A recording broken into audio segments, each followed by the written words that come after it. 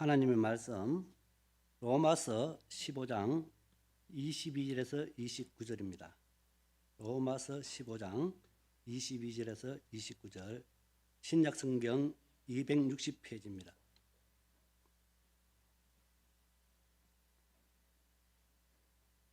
다 얻으신 줄 알고 제가 봉독해 드리겠습니다.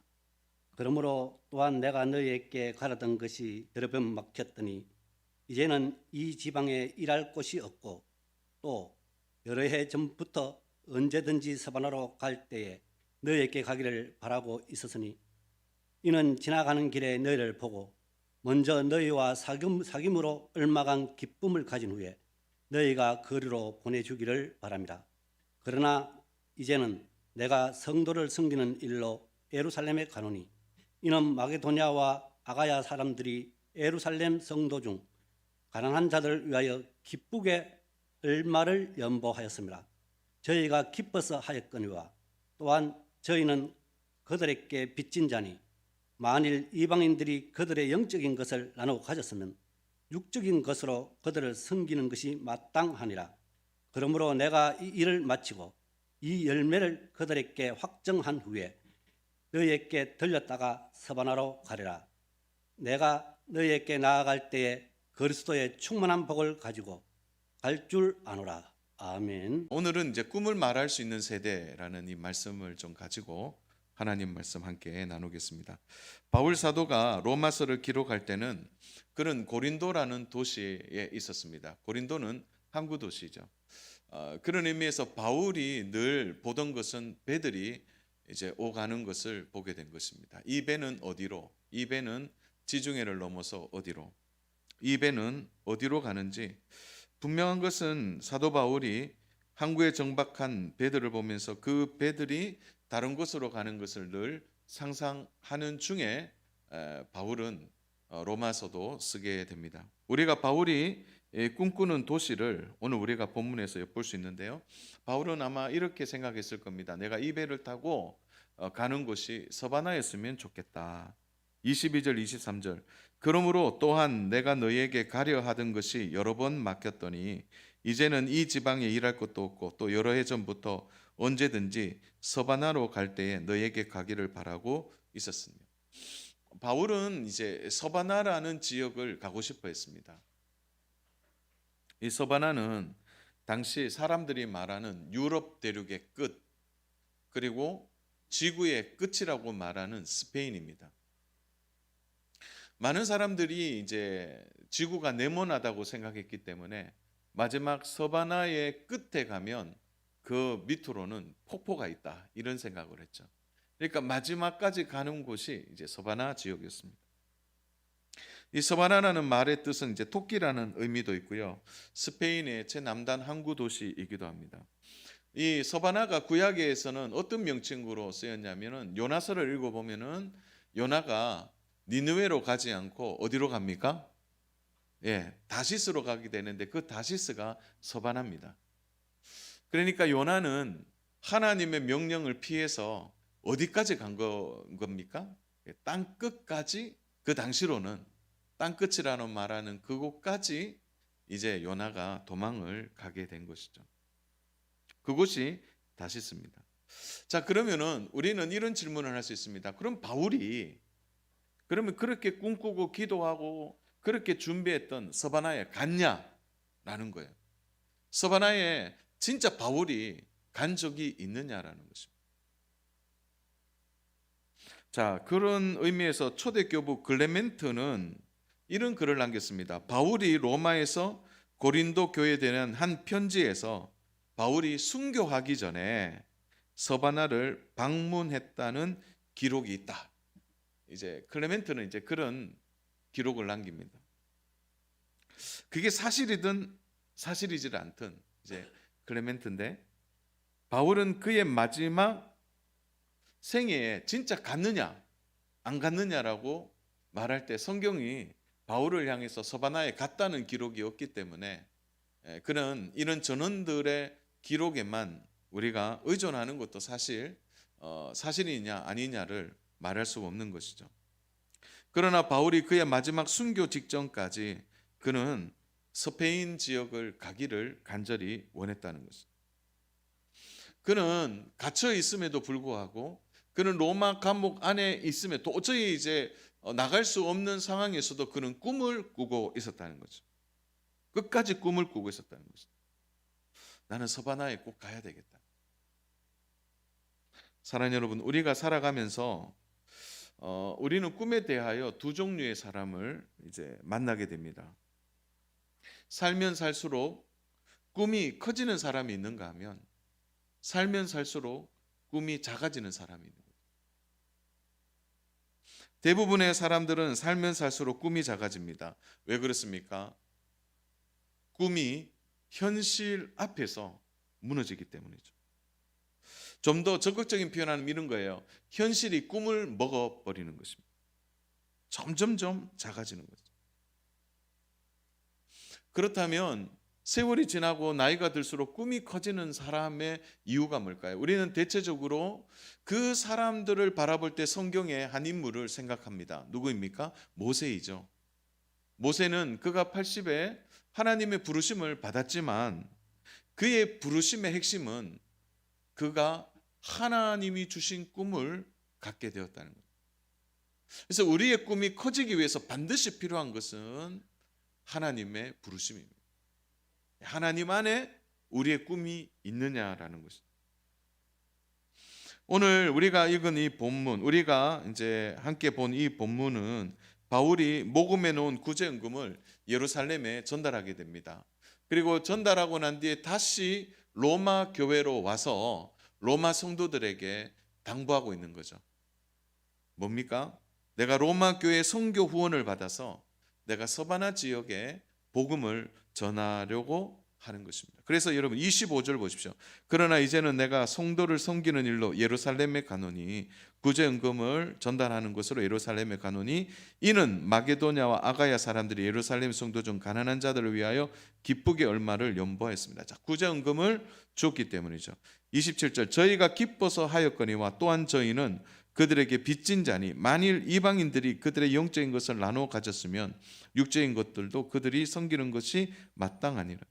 자신이 구제연금을 전달하고 다시 로마 길로 와서 그는 로마 교회 후원을 받아 서바나로 가려고 했던 것이죠. 마지막까지 꿈을 꾼 것입니다. 바울이 서바나에 대해 가려고 한 이유가 무엇입니까? 우리가 선명하게 이유를 안다면 이 이유일 것입니다. 어떤 이유입니까? 그는 유럽 대륙 전체에 복음을 전하는 일입니다. 로마의 길이 닿는 곳, 그리고 마지막 땅끝이라는 저 서바나에도 하나님이 구원하실 영혼이 있다고 믿었기 때문입니다. 그런 구령에 대한 분명한 비전을 갖고 있는 것입니다. 바울이 서바나에 대한 꿈을 로마 교인들에게 말하면서 자신이 서바나에 갈 수 있도록 기도해 달라고 말하는 것입니다. 사랑하는 여러분, 이 얘기를 들은 로마 교인들이 바울을 어떻게 대했을까요? 이미 바울은 1차부터 3차 전도 여행을 다니면서 그런 많은 일들을 했습니다. 에베소에 교회를 세우고 빌립보, 또 데살로니가, 고린도, 소아시아 여러 교회들을 세우면서 우리가 잘 알듯이 교회만 세워졌습니까? 성도들이 세워지면서 그야말로 복음이 확장되는 것을 직접 드러낸 것입니다. 그래서 바울이 서바나에 간다는 말을 누구도 의심하지 않았을 것입니다. 당연히 바울은 가겠다. 그런데 바울은 그 꿈을 이루지 못하고 순교하게 됩니다. 사랑하는 여러분, 제가 질문할게요. 바울이 꿈을 꾸는 서바나 지역을 꿈을 꿨고 그 꿈을 이루기 위해 기도하고 준비했지만 그의 사역에 동참하는 사람들이 있었지만 바울이 순교함으로 인하여 서바나에 가고자 하는 계획이 무산되었습니다. 그럼 바울이 실패한 것입니까? 바울이 그 꿈을 꾸고 준비하는 과정에 그는 실패한 것으로 되어진 것입니까? 바울이 꿈만 꾸다가 꿈만 가진 것으로 끝났다면 바울은 정말 실패한 것입니까? 사랑하는 여러분, 우리가 여기에 오늘 도전을 받아야 합니다. 가장 큰 문제는 꿈을 꾸지 않는 겁니다. 오늘 우리가 자녀들을 보면 자녀들에게 늘 하는 말 있지. 너 앞으로 뭐 할래? 뭐 할래? 그래서 꿈 얘기를 많이 하는데 정작 자신이 가지는 꿈이 없는 거예요. 나는 꿈이 없어요. 오늘 이것에 대한 하나님의 질문에 어떻게 답하시겠습니까? 꿈이 있습니까? 목사님, 현실이 그래서 우리는 이제 더 이상 꿈을 못 꿉니다. 막 그렇게 말한다면 우리의 태도 안에 하나님이 일하신다는 것을 혹시 잊어버리고 있지는 않습니다. 데이비드 플랜 목사님이 쓴 레디컬이라는 책을 한번 읽어보시면 참 좋은데요. 이 레디컬이라는 이 책에 이런 내용이 담겨 있습니다. 데이비드 플랜 목사님 교회의 한 형제가 다니는데 그 형제는 인도네시아에서 온 형제입니다. 그 형제는 자신이 인도네시아 수마트라 북부 바타 쪽 출신인데 그는 자기네 부족이 어떻게 그리스도를 알게 되었는지를 이 플랜 목사님께 말하고 있는 거죠. 그는 이렇게 말합니다. 몇 년 전에 선교사 부부가 우리 지역에 들어왔습니다. 우리 지역은 100% 무슬림 지역이었습니다. 마을에 들어오자마자 이 선교사 부부는 복음을 전했고 전하자마자 그들은 붙잡혔다는 거예요. 그리고 아무런 저항 없이 자기를 잡은 그들을 향하여 성경책을 내어주고 순교하게 되었다는 것입니다. 그리고 얼마 후에 또 다른 선교사 부부가 복음을 전하기 위해 마을에 들어왔는데 그들도 복음을 전하자마자 똑같이 붙잡혔다는 거예요. 놀라운 것은 이전의 선교사 부부와 동일하게 저항하지 않는다는 거예요. 그리고 조용히 그들도 성경책을 자기를 때리고 자기를 붙잡는 그들을 향하여 성경책을 내놓았다는 거예요. 자, 지난번에 그렇게 해서 그들을 죽였던 이들이 똑같은 행동을 하는 이 선교사 부부를 보면서 잠시 멈칫하는 것입니다. 그들과 똑같은 행동을 하는 데에 전혀 죽음에 대한 두려움이 없는 이 선교사 부부의 모습을 보고 족장이 하도 신기하기도 하고 궁금하기도 해서 이런 질문을 합니다. 왜 너희들은 저항하지 않느냐? 그리고 지난번 왔던 선교사 부부도 저항도 하지 않고 조용히 순교했는데 도대체 너희가 믿는 것이 무엇이냐? 그것을 한번 이야기해 보라고 얘기한 거죠. 자, 그리고 선교사 부부는 그 족장과 주변에 있는 사람들에게 복음을 전하고 예수님을 전하고 온 부족에게 복음을 전했다. 자, 우리 복음이 뭐라고 했죠? 우리 계속 좀 한 두세 주 나눴는데요. 복음이 뭡니까? 하나님이 나에게 하신 일을 전하는 거가 복음이라고 그랬죠. 하나님이 나에게 하신 일. 그러면 전도는 뭡니까? 하나님이 너에게 하신 일을 전하는 거죠. 자, 이러한 복음이 들어가자 그들이 변화되기 시작한 것입니다. 사실 여러분 놀라운 일은요. 그 바탁 쪽이 약 300만 명이 사는데 그 300만 명 전원이 예수님을 믿게 됐다는 것입니다. 사랑하는 여러분, 제가 질문하겠습니다. 첫 번째 선교사 부부가 바탁 쪽을 향하여 꿈을 꾸고 간 그들이 도착하자마자 죽은 것은 실패한 것입니까? 두 번째 선교사 부부가 위기는 있었지만 복음을 전하고 그들이 회심한 일을 보면서 두 번째 선교사 부부는 성공한 것입니까? 우리는 첫째 선교사 부부와 둘째 선교사 부부를 비교할 수 있습니다.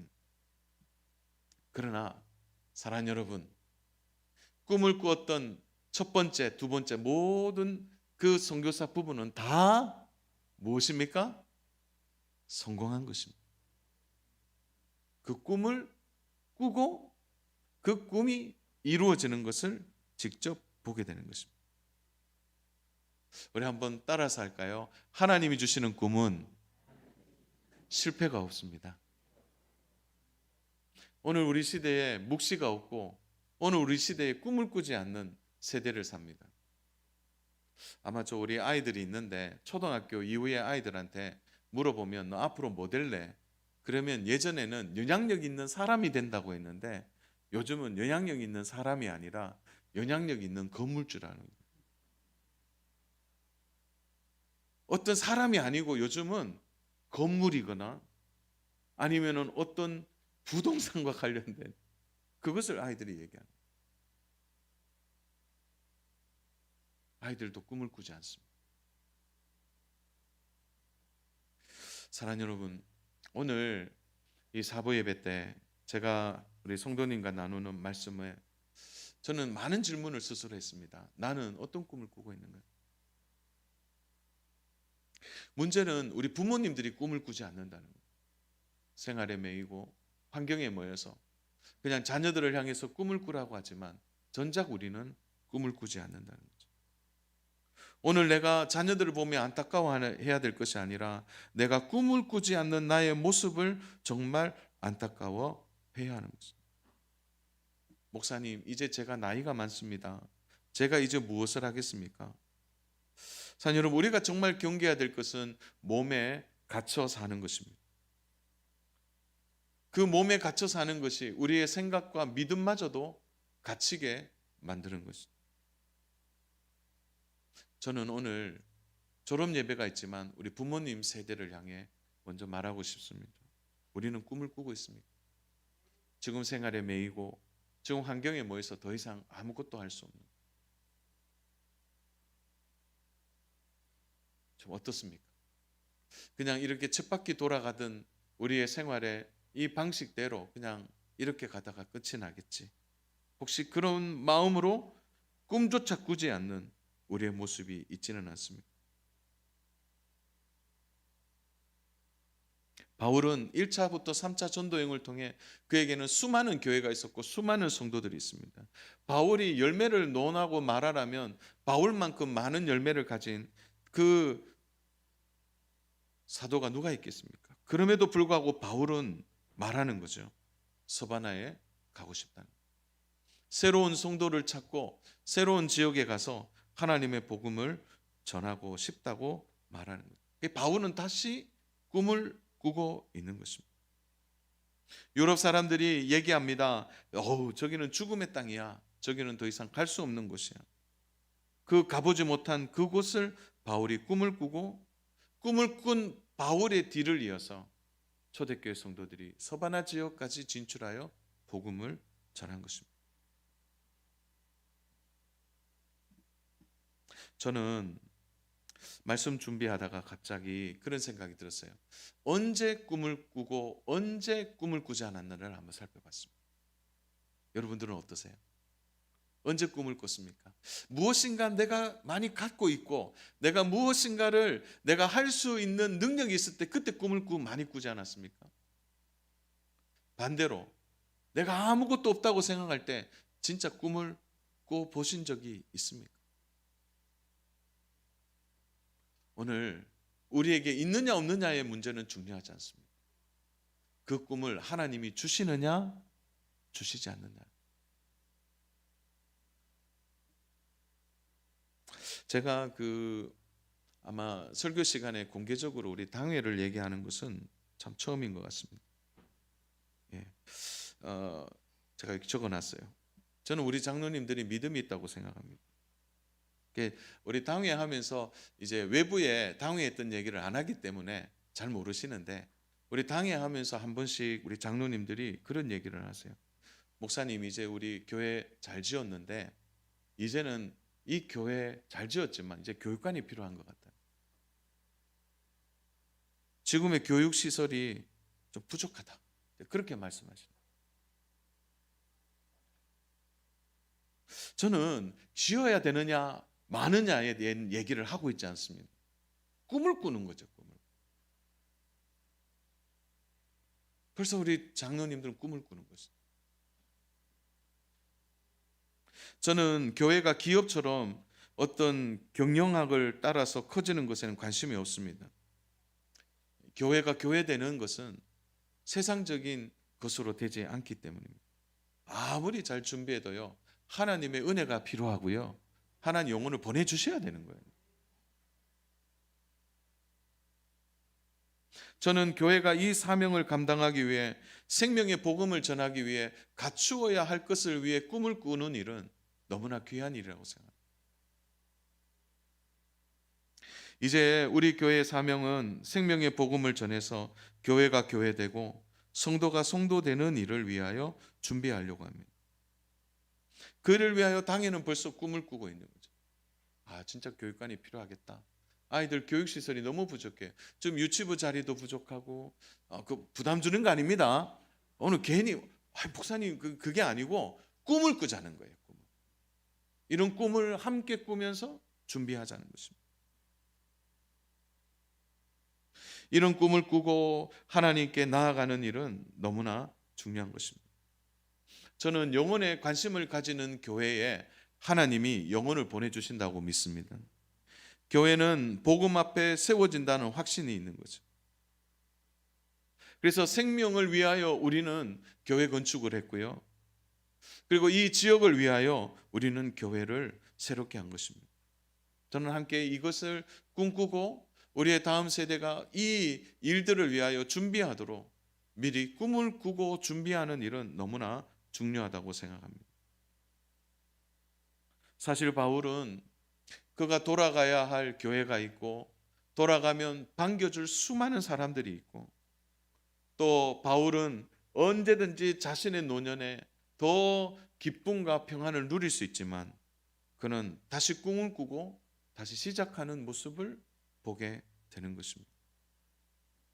12월이 되면 언제나 우리는 자선 낭비가 생각이 납니다. 구세군 창시자였던 월리엄 부스는 만나는 사람들마다 이렇게 말을 했다고 합니다. 당신의 심장은 여전히 불붙고 있습니다.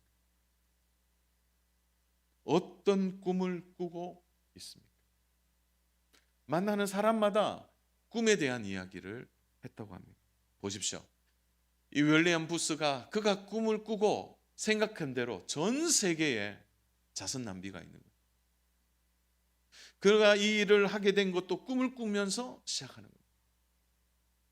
성탄이 되면 어느 나라, 어느 지역, 어느 거리에도 자선 낭비가 등장하는 이 일의 시작은 윌리엄 부스의 꿈에서부터 시작한 것입니다.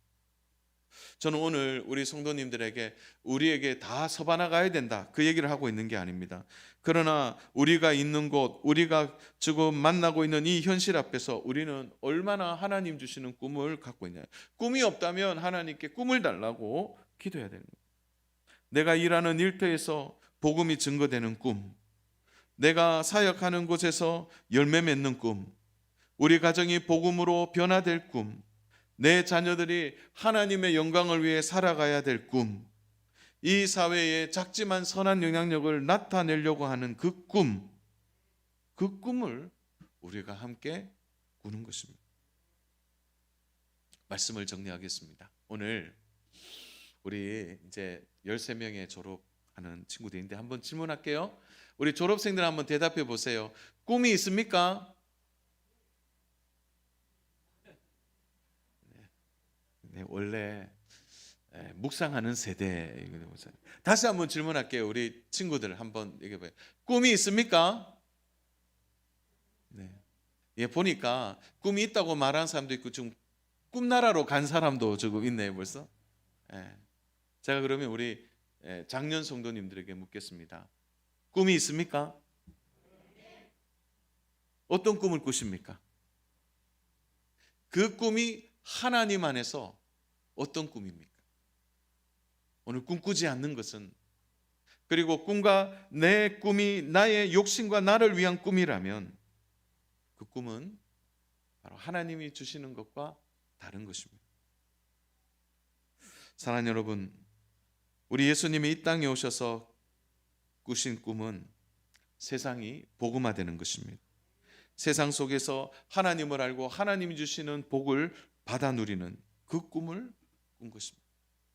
저는 2023년에 우리가 축복성을 바꾸면서 이전까지는 평안하기를 많이 찬양했습니다. 정말 하나님이 평안을 주셨습니다.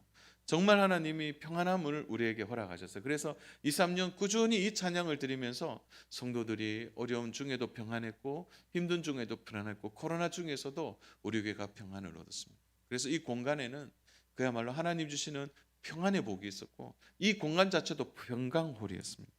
그런데 이제는 이 평강을 넘어서 우리가 해야 할 일이 무엇입니까?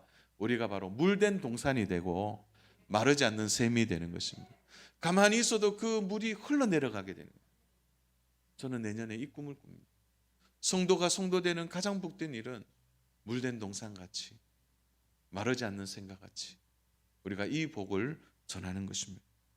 이런 꿈을 함께 꾸고 2023년을 믿음과 기도로 준비하는 우리 복된 귀한 모든 성도님 되시기를, 또 오늘 졸업하는 친구들과 또 졸업하는 친구들의 부모님까지 우리 함께 바울이 가졌던 이 꿈을 함께 꾸는 믿음과 은혜가 우리에게 있기를 주님의 이름으로 축복합니다.